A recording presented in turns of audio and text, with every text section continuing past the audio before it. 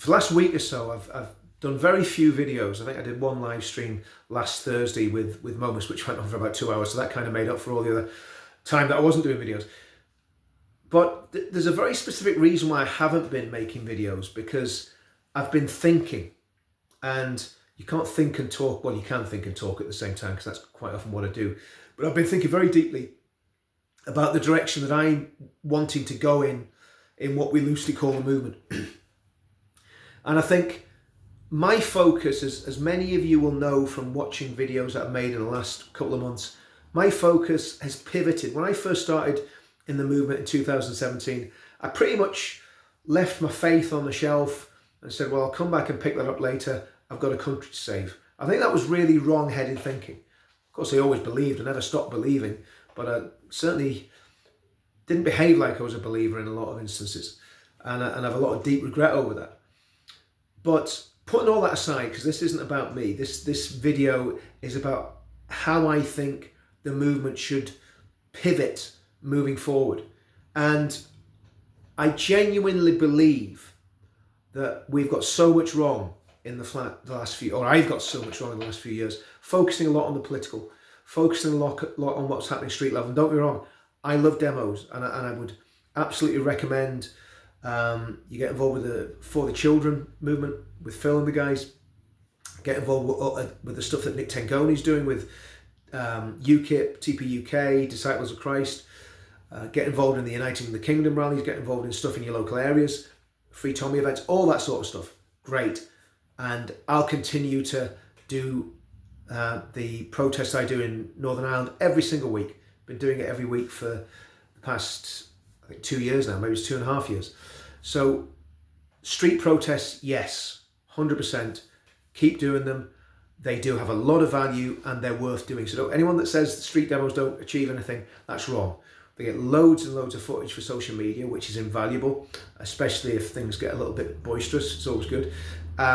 Also, you're building a community. You're building a network of people that you know, that you meet regularly, and that you get to build up friendships with. So street events are very, very important. Politics, absolutely. As you know, I keep harping on about it. I'm on the NEC of UKIP. One of the reasons I'm involved with UKIP, and I've stuck with UKIP, because when Nick first took over, I did an interview with him and it was great. Then there was a speech he did at one of the Tommy events, so the one just after Tommy got to present, and I didn't really like the presentation, so I had a sort of question mark, what's going on there? And what I've actually done, I've watched Nick since then, and I've seen him develop in such a positive way. And I think what it was, probably it was nerves when he was first getting involved in leadership in UKIP. And I look at him now, and I think, no, he's a guy that I can follow. And one of the main reasons he's a guy I can follow is because of his faith. Because he is a genuine believer. And he's very fervent about his faith. And I think he's doing a great job leading UKIP, because he is coming from a Christian background and with a Christian ethos, and I think that's vitally important. And that's what I really want to talk about tonight. I believe that, yes, do the street events, do the street demos. I'll, always support them and always encourage people to go on them and to get involved in that sort of energy that comes from them. But to me, we've also got the pledge as well. So the pledge has kind of been just simmering in the background. It's still there. We're still getting people signing up. We're going to, when we get organised, and it's all about getting organised, I've just had so much on with family issues, my mother dying, etc., illness. I just haven't been able to get near it and do all the stuff that I need to do. So again, if you sign up to the pledge, I apologise. There is an email going out. I'm sending it out in blocks at the minute, because if I send it out in one go, the server will crash. So I'm sending it out in small chunks. So you'll probably get an email if you signed up over the next probably week and a half. And so all that good stuff is there, and it's absolutely vital. But I think what we've done is we've put the cart before the horse, and obviously it's the horse that pulls everything. And I believe that the pulling force in our movement has to be genuine biblical Christianity. And a lot of you, if you're not believers, don't tune out at this, because this isn't an attack on anyone that's an atheist. This isn't an attack on anyone that's of any other faith. I'm just saying, to save the UK, to have a very stable, cohesive society, I believe Christianity has to be at the heart of that and has to be the leading force in that. That doesn't denigrate anyone else's beliefs. That doesn't go against people that are atheists. It doesn't go against people that are of different faiths. No, what it says is that this country was built on Christianity, and to make this country work, we need to get back to that. And that's what I'm going to do in a lot of my videos going forward. I'm always going to try and mention how this fits in with Christianity, how this fits in with faith. And again, be calling myself and others back to that faith, because, like I say, I cannot point fingers at anybody, because I'm a failed, weak human being, and I need God and I need Christ in my life. But I believe our country needs God and needs Christ. In the same way, when a man or a woman turns away from God and religion, their lives normally fall apart. Well, it's exactly the same on a national level, because if you've got one person whose life falls apart, it's not a disaster.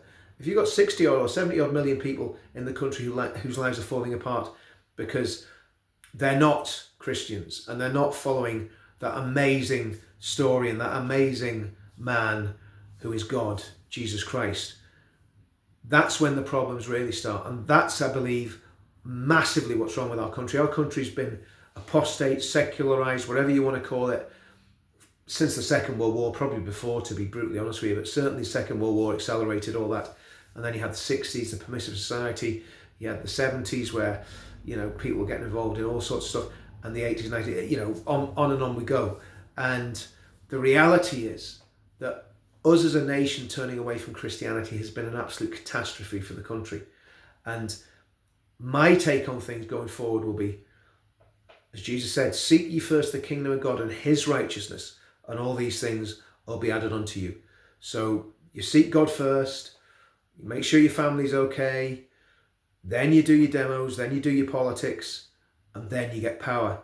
But if you do it in any other order, it leads to disaster. And believe you me, I know what I'm talking about, because I've been part of that disaster, and I want to, as much as I can, in everything I do now, put right what I got wrong, and the way, if I had any leadership in this movement, the way I led it down a wrong path, instead of saying we've got to get the basics right first, which is the fundamentals of the faith, following Christ, and then the rest of what we're doing should flow out very, very naturally. And that's where I'm going with things. And I'm going to ask you to do me a favour. If you're an atheist, just bear with me. Don't throw the baby out with the bathwater just because you might look like Christianity or you might look like religion. Just bear with me, because I've got a lot of friends who are atheists, and at the end of the day, I'm not going to start shouting at you because you're an atheist, so don't shout at me because I'm a Christian. We want to try and find a way to accommodate people and talk to people, but at the same time in an uncompromising way, where I'm telling people what I believe and why I believe it and why I think it's massively important for where we're at in the country today. So yeah, it's basically turning everything on its head. Hands up, I got everything wrong. Now it's time to put it right. And that's what I intend to do with everything I do in the movement. The other reason I haven't made any videos, I've been really busy working, trying to get the business off the ground again, because obviously that's been massively hit because of people sabotaging it because of my associations with Tommy and so on and so forth. And there's been all sorts of other sinister stuff going on. So, there's been a lot that I've been dealing with in the last few weeks and months. And again, I want to thank everybody. If you've watched this far into the video, then you're obviously a diehard, and you either love me or you hate me, but you managed to watch this far. And I want to thank everybody that supported me and everyone that's helped me. And you know who you are. People have financially helped me, people have helped me with moral support, and every bit of it has been massively valued, and I appreciate it so much. And I'm tired, I'm weary, I've been through many battles in the last few months, but I believe God's in control, God's on the throne, and the whole thrust of what I do next will be focused on these big questions about how we save the country spiritually first and foremost, and then I believe everything else will follow on for that if we get the spiritual side of things right. So that's going to be the focus, guys, and I'm not going to compromise on that. I'd ask you to keep watching, because even if you don't like what I'm saying and it's challenging, watch, and then you can have a go at me in the comments or whatever. But I think that's what we've got to do. We've got to seek first the kingdom of God. And like I say, got things wrong. It's time to put it right. See you soon.